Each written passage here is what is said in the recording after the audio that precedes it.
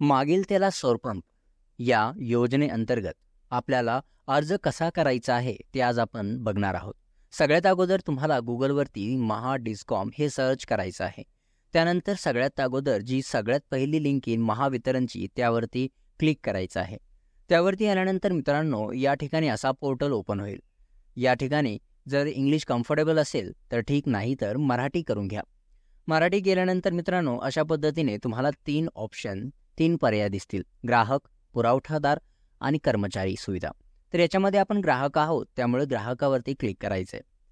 ग्राहकावरती click केल्यानंतर मित्रांनो दुसरं पोर्टल ओपन होईल आणि त्यावरती अक्षय ऊर्जा पोर्टल यावरती सिलेक्ट करायचं आहे. यावरती क्लिक केल्यानंतर मित्रांनो दुसऱ्या पेजवर ओपन होईल.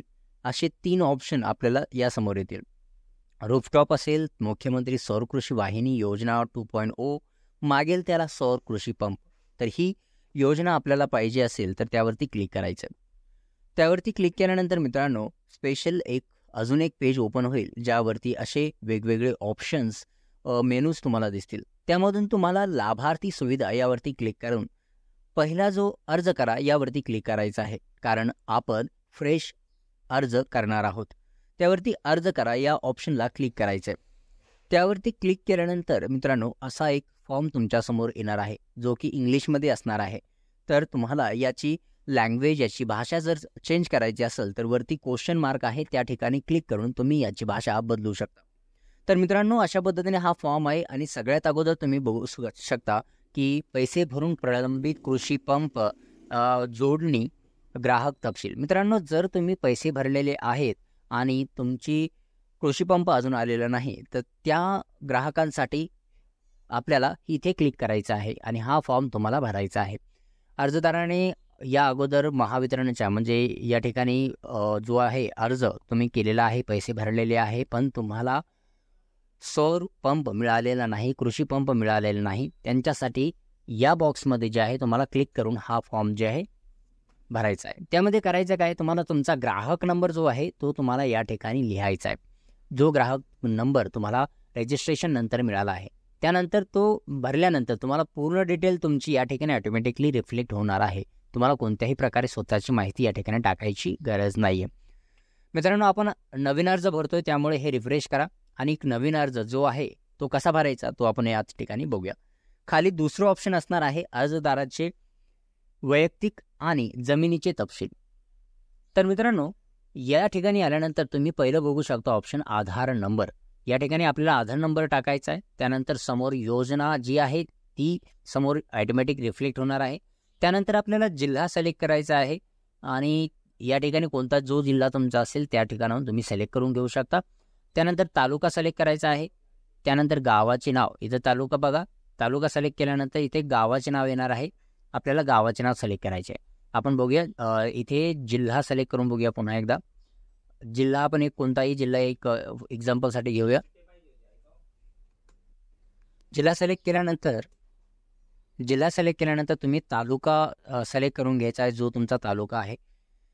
त्यानंतर मित्रांनो खाली जो आहे गावाचं नाव जो आहे तुम्ही सिलेक्ट करून घ्यायचं आहे. मी एक्झाम्पलसाठी कोणताही घेतोय आणि मुख्य सर्वेक्षण गट क्रमांक जो आहे तुम्हाला मुख्य गट क्रमांक या ठिकाणी लिहायचा आहे. मी एक्झाम्पलसाठी हा घेतोय 121. त्यानंतर मित्रांनो या ठिकाणी जर 121 ऑब्लिक काहीतरी असेल तर तुम्हाला ऑब्लिक अशा पद्धतीने इथे लिहायचं नाही आहे. तर त्याच्यासाठी एक वेगळं ऑप्शन दिलेलं आहे. इथे फक्त तुम्ही बघू शकता उपगट क्रमांक, त्यानंतर इथे 21 आणि त्यानंतर तिथे ऑप्शन येतील तुम्हाला की कोणता असेल. जर तुम्हाला उप असेल तर उप गट क्रमांक त्या ठिकाणी तुम्ही सिलेक्ट करू शकता. त्यानंतर मित्रांनो याच्यानंतरचं जे नेक्स्ट ऑप्शन आहे ते म्हणजे शेती प्रकार. शेती प्रकार म्हणजे तुम्ही तुमची मालकीची शेती आहे की तुम्ही भागीदार आहात. तर तुमच्या जे काही असेल, समजा तुम्ही वाटेदारी कोणी असेल तर वाटेदाराचं नाव सेल्फ, जर स्वतःचं असेल सेल्फ करायचं, नाही तर शेअर करायचं. त्यानंतर जमिनीचा मालक जो आहे या ठिकाणी सिलेक्ट करायचं आहे. तुमचं नाव ऑटोमॅटिकली त्या ठिकाणी रिफ्लेक्ट होणार आहे. यानंतर मित्रांनो जमीन एकूण क्षेत्रफळ जे आहे ते ऑटोमॅटिकली या ठिकाणी रिफ्लेक्ट होईल. आपल्याला ते एंटर करायची गरज नाही पडणार. जसं आपण गट क्रमांक टाकला की तुमची जमीन किती आहे ते सगळं इथे दाखवणार आहे. तर खाली आल्यानंतर बघू शकता तुम्ही जमीन मालक झाले. त्यानंतर जमीन एकूण क्षेत्रफळ जे आहे जे की ॲटोमॅटिक येणार आहे. त्यानंतर मित्रांनो या ठिकाणी आपल्याला अर्जदाराचे नाव लिहायचे आहे. ठीक आहे, अर्जदाराचे नाव लिहायचे. त्यानंतर या ठिकाणी आपल्याला अर्जदाराचे नाव लिहिल्यानंतर दुसरं ऑप्शन येते वडिलांचे किंवा पतीचे नाव. जर लेडीज असेल तिच्या नावावर जर शेती असेल तर त्यांना पतीचे नाव लिहावे लागणार आहे किंवा वडिलांचे. त्यानंतर अर्जदाराचे आडनाव, या ठिकाणी आडनाव लिहायचे आहे. त्यानंतर या ठिकाणी लिंग सिलेक्ट करायचे आहे, मेल, फिमेल किंवा ऑदर जे काय असेल 3 पैकी. त्यानंतर मित्रांनो या ठिकाणी आपल्याला जात वर्गवारी सिलेक्ट करायची आहे. ST, SC, OBC, जनरल जे काय असेल ते तुम्ही सिलेक्ट करून तुमच्यानुसार सिलेक्ट करून घ्यायचे आहे. यानंतर तुम्हाला तुमचा मोबाईल नंबर या ठिकाणी द्यायचा आहे. मोबाईल नंबर बघा, आरामात मोबाईल नंबर टाका, कारण त्याच मोबाईल नंबरवरती तुम्हाला OTP येणार आहे, मेसेजेस येणार आहेत.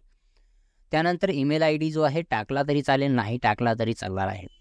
त्यानंतर खाली आल्यानंतर बघू शकता घर क्रमांक म्हणजे अर्जदाराचा रहिवासी पत्ता व ठिकाण. तर त्यामध्ये पहिला जो आहे तो म्हणजे घर क्रमांक. मित्रांनो जर तुमच्याकडे घर क्रमांक नसेल, तुम्हाला माहीत नसेल तर 0 टाकून द्या, कारण ते आपण रिकामं ठेवू शकत नाही. त्यानंतर रस्ता, खून सिलेक्ट केलं नाही केलं तरी चालेल. त्यानंतर गावाचे नाव, जिल्हा सिलेक्ट करायचा आहे. अगोदर तुम्हाला जिल्हा सिलेक्ट केल्यानंतर तुम्हाला तालुका सिलेक्ट करायचा आहे आणि तालुका सिलेक्ट केल्यानंतर तुमच्या गावाचे नाव सिलेक्ट करायचे. तुमच्या गावाचं नाव जे आहे ते तुम्ही या ठिकाणी सिलेक्ट करून घ्यायचे.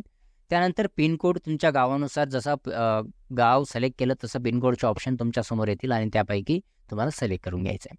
मित्रांनो जर खाली आला तर पुन्हा एकदा तुम्हाला मोबाईल नंबर तोच टाकायचा जो अगोदर तुम्ही दिलेला आहे.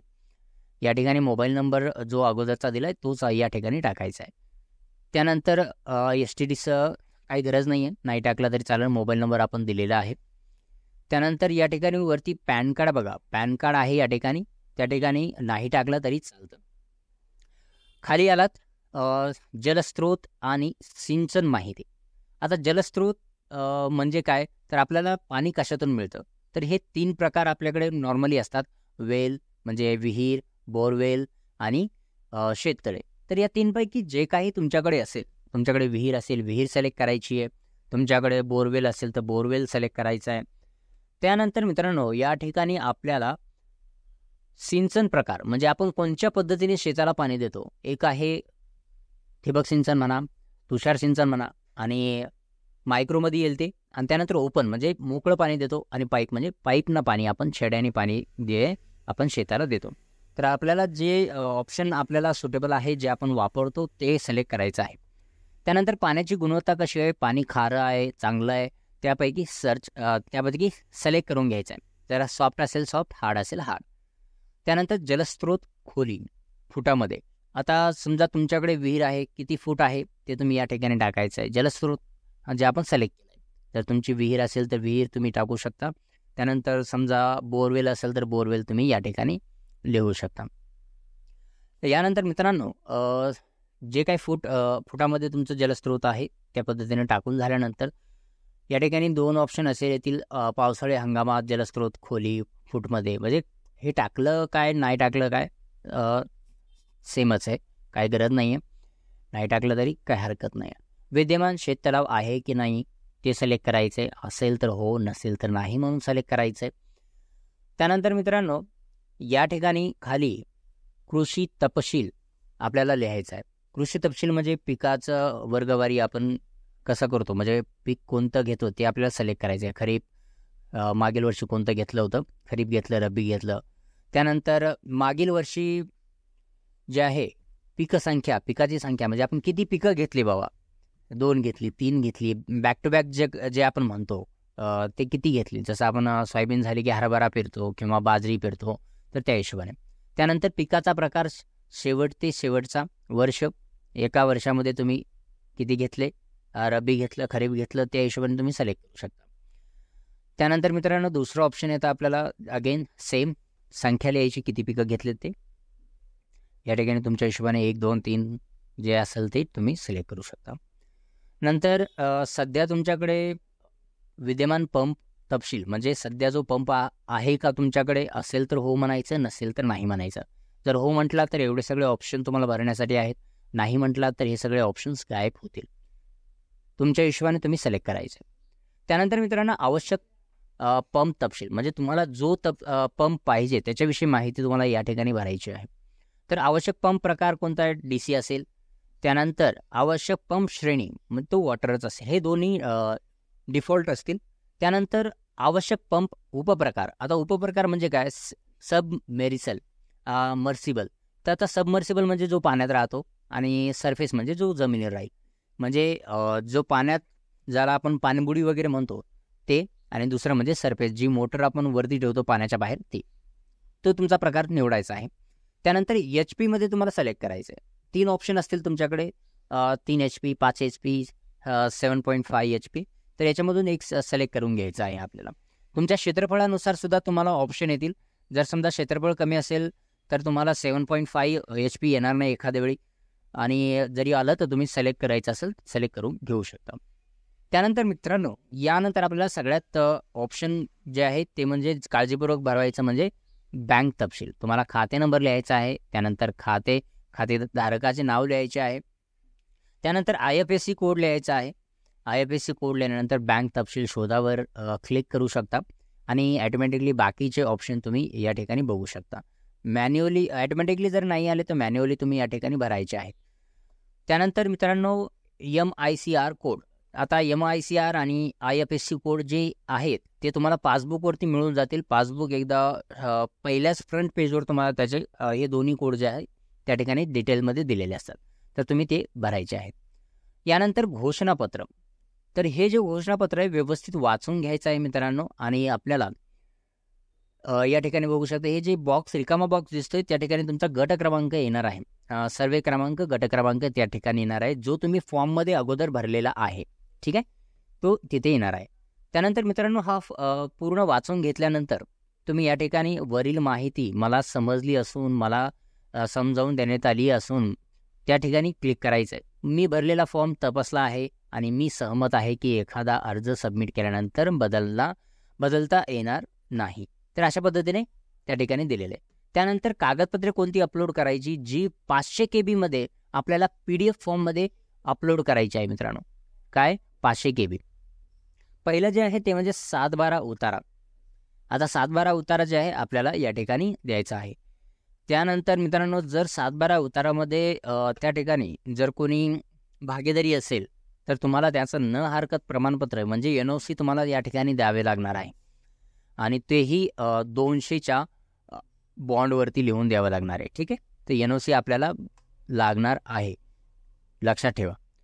आणि त्यानंतर हे अपलोड झाल्यानंतर तुम्हाला आधार प्रत म्हणजे आधार कार्ड प्रत जे आहे ते आपल्याला PDF फॉर्ममध्ये इथे अपलोड करायचे आहे.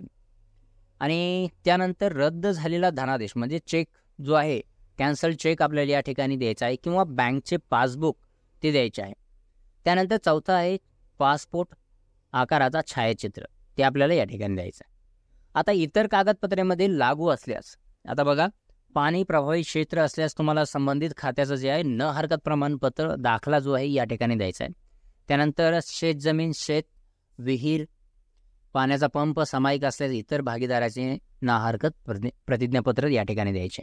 त्यानंतर अनुसूचित जाती आणि जमातीचे प्रमाणपत्र आपल्याला द्यायचे. तर हे काय लागू असल्यासच असणार आहे, म्हणजे तुम्हाला कंपल्सरी द्यायचे नाही. जर असेल तर ठीक आहे. ते झाल्यानंतर तुम्हाला या ठिकाणी सगळ्यात खाली 2 ऑप्शन येतील, अर्ज सादर करा आणि अर्ज रद्द करा. तर त्या ठिकाणी अर्ज सादर करायचा आहे, त्यावरती क्लिक करायचं आहे आणि अर्ज जो आहे सबमिट करायचा आहे. तर मित्रांनो, अशा पद्धतीने हा फॉर्म तुम्ही भरू शकता, पण काळजीपूर्वक भरा, कारण जर काळजीपूर्वक भरला नाही तर रिजेक्शनचे चान्सेस असू शकतात. तर मित्रांनो, व्हिडिओ आवडला असेल तर लाईक करा, कमेंट करा आणि सबस्क्राईब करून ठेवा, कारण असेच व्हिडिओ आपण घेत येत राहू. धन्यवाद.